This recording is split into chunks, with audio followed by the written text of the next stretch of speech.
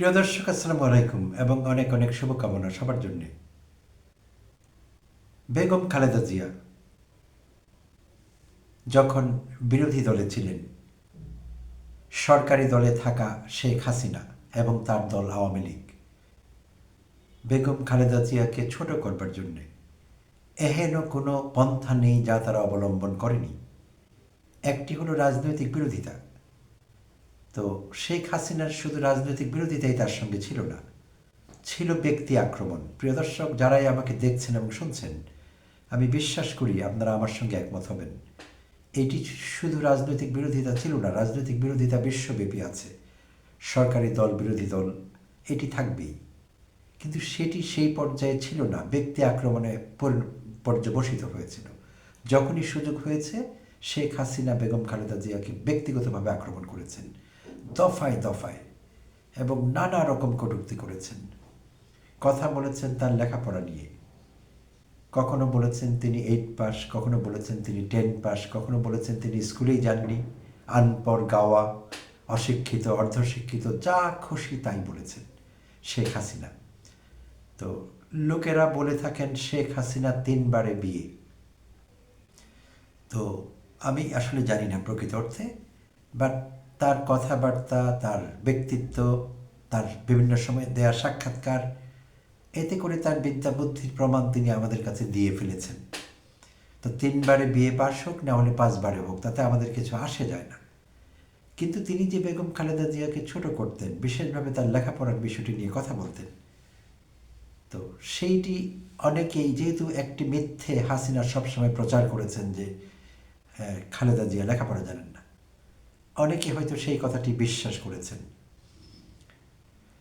তো যেটিকে আমরা বলি গোয়েবলসীয় পলিসি বা থিওরি, হিটলারের প্রচার সম্পাদক গোয়েবলস একটি মিথ্যে বারবার বলবার চেষ্টা করতেন, এবং পলিসি ছিল যে একটি মিথ্যে বারবার বললে লোক সেটিকে সত্যি বলে বিশ্বাস করতে থাকবে, এবং তাই হয় আসলে অনেক সময়। তো অনেক লোকের মধ্যে ভ্রান্ত ধারণা তৈরি হয়েছিল যে খালেদা জিয়া বোধহয় আসলেই লেখাপড়া জানেন না। হ্যাঁ, স্বীকার করছি, খালেদা জিয়ার প্রাতিষ্ঠানিক লেখাপড়া উচ্চ পর্যায়ের নয়, কিন্তু খালেদা জিয়া একজন সাধারণ গৃহবধূ থেকে তিনি যেই জায়গায় রাজনীতির যেই চূড়ায় আরোহণ করেছিলেন, সেই জায়গাটিতে এমনি এমনি যাওয়া যায় না। সেই জন্য দরকার ধীশক্তি, সেই জন্য দরকার রাজনৈতিক প্রজ্ঞা, সেই জন্য দরকার ইনসাইটস, অনেক কিছু দরকার। তো এমনি এমনি হয় না, যে কোনো গৃহবধূর ক্ষেত্রে এটি ঘটবে না। তো এইটি আমি মুখে মুখে ঢোল পেটালে তো লাভ নেই। আমি আপনাদের সঙ্গে খালেদা জিয়ার একটি সাক্ষাৎকার শেয়ার করব, যেই সাক্ষাৎকারটি আজকে দৈনিক প্রথম আলো প্রকাশ করেছে, পুনঃপ্রকাশ করেছে আসলে। এইটি প্রথম আলো সম্পাদক মতিউর রহমান নিয়েছিলেন এই সাক্ষাৎকারটি বেগম খালেদা জিয়ার 2000 সাল, তখন 2000 সালের ফেব্রুয়ারিতে, আর প্রকাশিত হয়েছিল 1 মাস পর 2000 সালের মার্চে। তো সেই সাক্ষাৎকারটি এত বছর পর, 25 বছর পরও প্রথম আলোর কাছে প্রাসঙ্গিক মনে হয়েছে, তাই তারা পুনঃপ্রকাশ করেছে। আমি প্রথম আলোকে ধন্যবাদ দিই এই জন্যে, না হলে আমরা আসলে অনেক কিছুই জানতে পারতাম না। সুপ্রিয় দর্শক, আমি আপনাদের অনুরোধ করব, যাদের আগ্রহ আছে প্রকৃত অর্থে একজন বেগম খালেদা জিয়াকে জানতে হলে, তার রাজনৈতিক প্রজ্ঞার সঙ্গে পরিচিত হতে হলে, এই সাক্ষাৎকারটি শুধু একবার পড়া না, বারবার পড়া যায়। শুধু পড়া না, আপনি এটি নিয়ে চিন্তা করতে বাধ্য হবেন। শেখ হাসিনার সেই মিথ্যাচার আপনার কাছে খুবই একেবারে বাজেভাবে ধরা পড়বে, প্রকট হয়ে উঠবে। শেখ হাসিনা কতটা বড় মিথ্যাবাদী ছিলেন, আর বেগম খালেদা জিয়ার বিরুদ্ধে কতটা অপ্রয়োজনীয় বিষোদ্গার করতেন। অবাক হওয়ার মতো, বিস্ময় জায়গা নিয়ে সেই সাক্ষাৎকার। কখনোই একজন 8 পর্যন্ত পড়া, 10 পর্যন্ত পড়া কিংবা এসএসসি পাস মানুষ এরকম একটি সাক্ষাৎকার দিতে পারেন না। অ্যাবসোলুটলি ইম্পসিবল, অসম্ভব এটি। তাহলে খালেদা জিয়া কি সেলফ টট? আমরা জানতাম না তিনি বাসায় বসে অনেক লেখাপড়া করেছেন, রাজনীতি বিষয়ে, রাষ্ট্রবিজ্ঞান বিষয়ে, সরকার বিষয়ে, প্রশাসনিক কর্মকাণ্ড বিষয়ে, পাবলিক অ্যাডমিনিস্ট্রেশনে লেখাপড়া করেছেন, পার্সোনাল স্টাডি ছিল তার, আমরা জানি না, হয়তো ছিল, অথবা পুরোটাই রাজনৈতিক প্রজ্ঞা। পৃথিবীতে এমন বহু রাজনীতিজ্ঞ ছিলেন, তারা শুধু রাজনীতিবিদ ছিলেন না, স্টেটসম্যান ছিলেন, যাদের আনুষ্ঠানিক লেখাপড়া সেই পর্যায়ে ছিল না, বাট তারা সত্যিকার অর্থে স্টেটসম্যান হয়ে উঠতে পেরেছিলেন। তো বেগম খালেদা জিয়াকে আপনার কাছে সেরকমই মনে হবে। এই সাক্ষাৎকারটি আমি আপনাদের সঙ্গে শেয়ার করব, একটু ধৈর্য সহকারে শুনতে অনুরোধ করব। তো প্রথম আলো পুরো সাক্ষাৎকারটি দেয়নি, অংশ বিশেষ দিয়েছে, বাছাইকৃত অংশ। আমি আবার সেখান থেকে বাছাই করে কিছু অংশ আপনাদের সঙ্গে শেয়ার করব। পুরোটি শেয়ার করলে এপিসোড অনেক বড় হয়ে যাবে। সো সবাইকে আগাম ধন্যবাদ দিয়ে রাখছি আমার সঙ্গে থাকবার জন্য, এবং সাক্ষাৎকারটি একসঙ্গে উপভোগ করব আমরা। এবং আমি অনুরোধ করব, সাক্ষাৎকারটি শুনবার পর হয় আপনি প্রথম আলোতে সার্চ করে আজকে সেটি পড়ে নেবেন, না হলে চিন্তা করবেন। আমি যখন বলবো আপনি শুনবেন, পরবর্তীতে আপনি চিন্তা করবেন এবং চিন্তা করতে বাধ্য হবেন। আসলে আমার বলবার দরকার নেই। তো শুরু করি। কঠিন কঠিন প্রশ্ন তাকে করা হয়েছিল। আপনি বলতে পারেন Khaleda Zia was on a hot seat. তিনি হট সিটে ছিলেন ওই মুহূর্তে।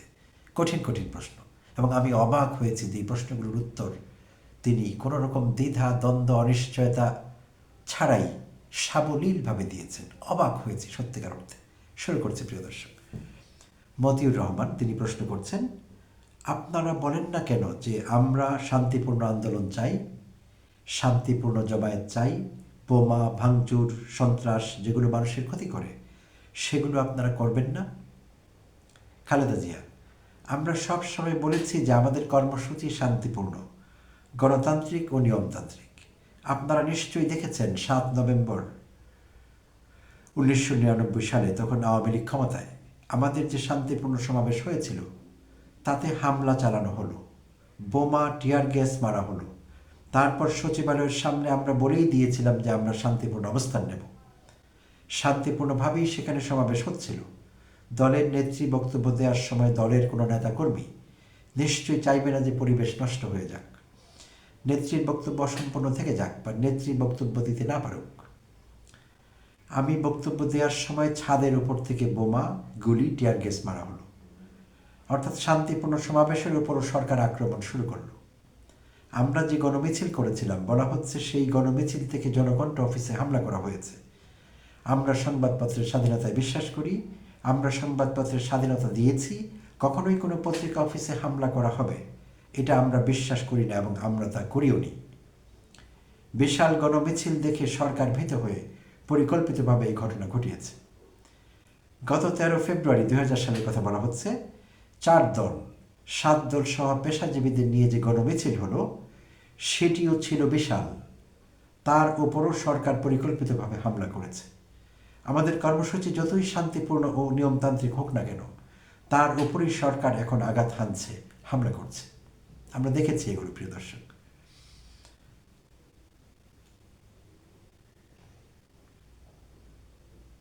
দ্বিতীয় প্রশ্ন, মতিউর রহমান, আমি আবার আপনাদের ঐক্যের কথায় ফিরে যাই। এই ঐক্য নিয়ে কিন্তু আপনার দলের নেতৃত্ব এবং কর্মী সদস্যদের মধ্যেই হতাশা ও প্রশ্ন আছে। স্বাধীনতা কিংবা মুক্তিযুদ্ধের পক্ষের নেতাকর্মীদের এই ঐক্যের ব্যাপারে অসন্তোষ আছে। খালেদা জিয়া, আপনি যে কথাটা বলেছেন সেটা সঠিক নয়। পত্রপত্রিকায় এসব কথা লেখা হচ্ছে, কারণ আমরা যখন যা কিছুই করি না কেন সবার আগে চিন্তা করি দল নিয়ে। আন্দোলন বলেন, নির্বাচন বলেন, যে কোনো কর্মসূচিতে আগে দলকে সম্পৃক্ত করতে হয়। আজ দেশের যে অবস্থা তাতে সকলেই বিচ্ছিন্নভাবে আন্দোলন করছে, কিন্তু আমরা মনে করি আন্দোলনকে সত্যিকারভাবে জোরদার করতে হলে এবং যৌক্তিক পরিণতিতে নিয়ে যেতে হলে ঐক্যটা নিঃসন্দেহে প্রয়োজন। সেজন্য যার যার অবস্থানে থেকে আন্দোলন না করে আন্দোলনকে আরও শক্তিশালী ও সুদৃঢ় করার জন্য ঐক্যের প্রয়োজন রয়েছে। পার্টিতে সকলে আলোচনা করেই আমরা এই সিদ্ধান্ত নিয়েছি। কাজে এই কথাটা সঠিক নয় যে এ নিয়ে নেতাকর্মীদের মধ্যে হতাশা রয়েছে বা তারা ব্যাপারটি পছন্দ করেননি বা ক্ষুব্ধ। মতিউর রহমান, মানুষ তো এটা দেখে যে আপনি এরশাদের সঙ্গে ঐক্য করেছেন, এখন কত মিটিং মিছিল করছেন, অথচ তার বিরুদ্ধে আপনি একসময় কত বক্তৃতা দিয়েছেন। আপনি তাকে হত্যাকারী বলেছেন, তাকে 5 বছর জেলে আটকে রেখেছেন, আবার তার সঙ্গে এখন ঐক্য করলেন। খালেদা জিয়া তিনি উত্তর দিচ্ছেন, কথা হলো কখন আমি ঐক্য করেছি? তারা এখন বিরোধী দল, আমরা কথাগুলো আজ বলছি। সরকার গণতান্ত্রিক অধিকার হরণ করছে, সংসদে আমাদের কথা বলার সুযোগ দেওয়া হচ্ছে না, দেশের অর্থনীতি ধসে পড়ছে, দেশের স্বাধীনতার সার্বভৌমত্ব আজ বিপন্ন হওয়ার পথে, মানুষের জানমালের কোনো নিরাপত্তা নেই, দেশে সন্ত্রাস বিরাজ করছে। দেশের এই সংকটাপন্ন অবস্থায় তারা সকলে আন্দোলন করছে, একটা অবস্থান নিয়েছে, তারাও সংসদে আছে। বিরোধী দলের নেত্রী কথাটা বলা হলে সংসদের বিরোধী দল হিসেবে তারাও নিশ্চয়ই এসে পড়ে। বিরোধী দলের নেত্রী হিসেবে তো আমার একটা ভূমিকা রয়েছে, একটা দায়িত্ব রয়েছে। সেজন্য এই আন্দোলনকে আরও শক্তিশালী ও জোরদার করবার জন্য তারা যদি আমাদের সঙ্গে আসতে চায় এবং আমরা যেসব ইস্যু নিয়ে আন্দোলন করছি তারাও যদি সেসব নিয়ে আন্দোলন করতে চায়, তাহলে তাদের সঙ্গে রাখা আমরা প্রয়োজন মনে করছি। মতিউর রহমান পরবর্তী প্রশ্ন, একই কৌশল তো আওয়ামী লীগও নিয়েছিল, এ নিয়ে অনেক সমালোচনা হয়েছে, আপনারা অনেক সমালোচনা করেছেন, এখন কি বলবেন? প্রিয় দর্শক, যেটি বলছিলাম, হট সিটে রাখা হয়েছিল খালেদা জিয়াকে এইসব জটিল প্রশ্ন করে। দেখছি তিনি কিভাবে হ্যান্ডেল করছেন। খালেদা জিয়া, আমাদের সময় আর তাদের সময়ের মধ্যে পার্থক্য আছে। আমাদের সময় যে ইস্যুগুলো এসেছে সেই ইস্যুগুলো তখন ছিল না। আমাদের সময় দেশের উন্নয়ন হচ্ছিল, দেশের অর্থনীতি ভালো ছিল, দেশের শিক্ষা প্রতিষ্ঠানগুলোতে লেখাপড়া হচ্ছিল, শিক্ষার উপর আমরা যথেষ্ট গুরুত্ব দিয়েছিলাম, বিভিন্ন কর্মসূচি নেওয়া হয়েছিল। আমাদের সময় স্বাস্থ্য খাতে যথেষ্ট টাকা বরাদ্দ করেছিলাম, আইন শৃঙ্খলা ভালো ছিল, নতুন নতুন শিল্প কলকারখানা হয়েছিল, উৎপাদন বাড়ছিল রাজস্ব আয়, বৈদেশিক মুদ্রার রিজার্ভ ভালো ছিল। মোট কথা দেশের সব কিছু সুন্দর ছিল। বিএনপিকে ক্ষমতায় থেকে সরানোর জন্য কোনো ইস্যু না পেয়ে আওয়ামী লীগ তখন শুধু তত্ত্বাবধায়ক সরকারের ইস্যু নিয়ে মাঠে নামল। সেজন্যই অবস্থা আর এখনকার অবস্থা আর তখনকার অবস্থা এক নয়। মতিউর রহমান পরবর্তী প্রশ্ন, তত্ত্বাবধায়ক সরকারের দাবি তো আপনি শেষ পর্যন্ত মানতে বাধ্য হলেন। খালেদা জিয়া, মেনেছি, যেহেতু আমরা দেশের শান্তি ও স্থিতিশীলতা চাই, যেহেতু উন্নয়নের যে ধারা আমরা শুরু করেছি, যেভাবে উন্নয়নের পথে দেশকে এগিয়ে নিয়ে গিয়েছি, তা আমরা ব্যাহত বা বিনষ্ট হয়ে যেতে দিতে চাইনি। কিন্তু আমরা বলেছি সেটি হতে হবে নিয়মতান্ত্রিক প্রক্রিয়ায়। তারা বলেছিল হুট করে দিয়ে দিতে, আমরা বলেছি সেটা তো সংবিধানে নেই, আমরা সেটা করতে পারি না। এজন্য তাদের বলেছি সংসদে আসুন, আলোচনা করুন, আলোচনার মাধ্যমে সময় মতো সেই জিনিসটা হবে। কিন্তু তারা হঠাৎ সংসদ থেকে চলে গেলেন, এক সময় সংসদ থেকে ইস্তফা দিয়ে দিলেন, যে জন্যে সেটা করা যায়নি। আমরা আমাদের মেয়াদ শেষ হওয়ার পরই সেটা করেছি এবং আমরা সংবিধানকে সংশোধন করেই সেটা করেছি। পরবর্তী প্রশ্ন, মতিউর রহমান, জামায়াতের সঙ্গে আপনাদের আগে সমঝোতা ছিল, মাঝে ছিল না, আবার তাদের সঙ্গে ঐক্য করলেন।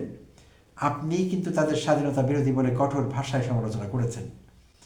খালেদা জিয়া উত্তর দিচ্ছেন, জামায়াত ইসলামী নির্বাচন করে জনগণের প্রতিনিধি হিসেবেই জাতীয় সংসদে আসে। তখন তাদের সঙ্গে আমাদের সমঝোতা এবং একটা যোগাযোগ ছিল। আওয়ামী লীগ তখন ছিল বিরোধী দলে, আওয়ামী লীগের সঙ্গেও আমাদের একটা সম্পর্ক ছিল এবং সেই সম্পর্ক আমরা চেয়েছি। আমরা একত্রে সংবিধান সংশোধন করেছি।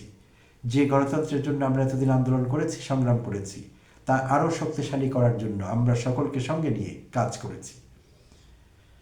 পরবর্তী প্রশ্ন, মতিউর রহমান, আওয়ামী লীগও বলতো যারা সংসদের ভেতরে তাদের নিয়ে ঐক্য করেছিল, তারপরও আপনারা অনেক সমালোচনা করেছিলেন। খালেদা জিয়া, আওয়ামী লীগ সংসদে তাদের নিয়ে যে ঐক্য করেছিল তার তো কোনো ইস্যু ছিল না। তাদের ইস্যু ছিল বিএনপিকে ক্ষমতা থেকে সরাতে হবে এবং ক্ষমতায় যেতে হবে। সেই জন্যই তারা জামাত ইসলামী ও জাতীয় পার্টিকে সঙ্গে নিয়ে ঐক্য করেছিল। মতিউর রহমান, দেশে বিএনপির একটা শক্তিশালী অবস্থান আছে। এই ঐক্য না করে আপনারা একক থাকলে এবং একটা মধ্যপন্থী দল হিসেবে দাঁড়ালে তো আপনারা আরও এগোতে পারতেন। এটা কি আপনার মনে হয় কখনো? আপনি যেটা 80-র দশকে করতেন, একদিকে আওয়ামী লীগের সঙ্গে এক মঞ্চে যাননি, আবার অন্যদিকে জামায়াত ইসলামের সঙ্গে ঐক্য করেননি, এক প্ল্যাটফর্মে যাননি, এককভাবে আন্দোলন করেছেন বা চলেছেন। বিএনপি একটা মধ্যপন্থী দল হিসেবে থাকতে পারলে কি সেটা দলের ভালো হতো না?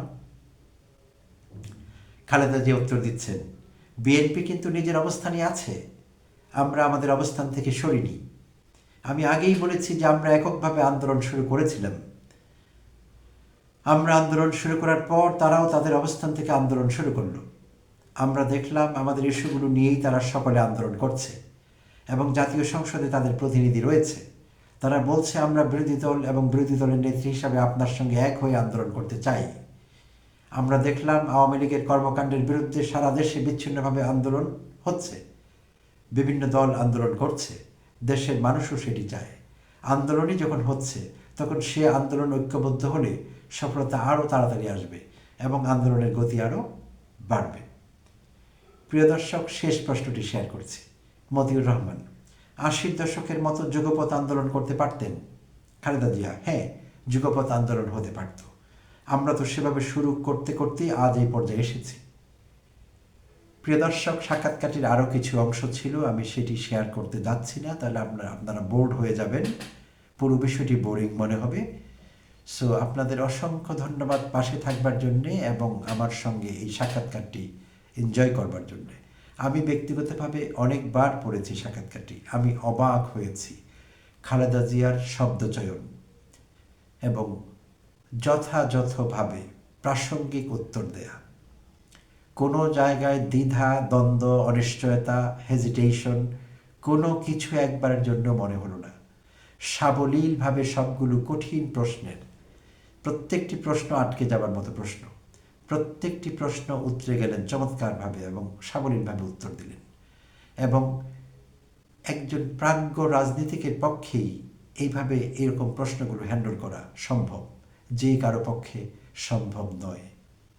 8 ক্লাস কিংবা 10 ভি কিংবা অন্য যাই বলি না কেন, শেখ হাসিনা তার বিরুদ্ধে যাই বলে থাকুক না কেন, বাস্তবে বিষয়টি ভিন্ন ছিল।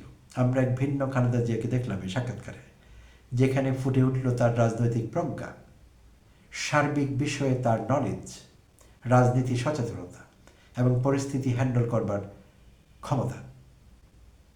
তো এই খালেদা জিয়াকে আমরা অনেকেই জানতাম না। বিএনপি যারা করেন তাদের তার শিক্ষাগত যোগ্যতা ইত্যাদি নিয়ে প্রশ্ন ছিল না, কিন্তু বিএনপির বাইরের যারা আছেন, শুধু আওয়ামী লীগ না, অন্য ঘরানার অন্য দলের লোকদের মধ্যেও এই সংশয়, এই সন্দেহ ছিল খালেদা জিয়ার লেখাপড়া সম্পর্কে। এই সাক্ষাৎকার কি প্রমাণ করে খালেদা জিয়ার লেখাপড়া কম ছিল এবং হাসিনার বেশি ছিল? হাসিনা তো বারবার প্রমাণ করেছে হাসিনা কতটা মূর্খ। সুপ্রিয় দর্শক, আগামী দিনে আমরা হয়তো মরহুমা বেগম খালেদা জিয়ার সম্পর্কে আরও অনেক অজানা তথ্য জানতে পারবো। তো তখন আপনাদের সঙ্গে আবার শেয়ার করব, যদি এমন কিছু জানি যেটি ইউনিক ছিল তার সম্পর্কে। অনেক কিছু ইউনিক আসলে তার বিষয়ে, তো আমরা আরও জানতে পারবো এবং আমরা অপেক্ষা করছি জানবার জন্যে। তো তার আত্মার মাগফিরাত কামনা করছি আবারও, এবং তার শোক সন্তপ্ত পরিবারের প্রতি সমবেদনা জ্ঞাপন করছি।